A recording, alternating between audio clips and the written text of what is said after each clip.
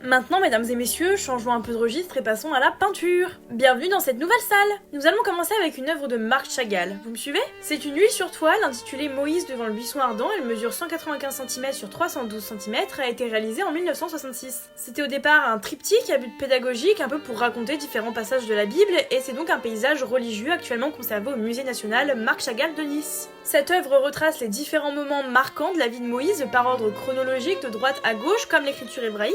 D'abord, nous avons une représentation de sa vie dans les pâturages avec les bêtes avant l'appel de Dieu. Au centre, l'ange inscrit dans un arc-en-ciel lui ouvre les yeux et lui dit être envoyé par Dieu, représenté par le buisson ardent. Moïse est transcendé et s'écroule comme le montre le mouvement de ses jambes.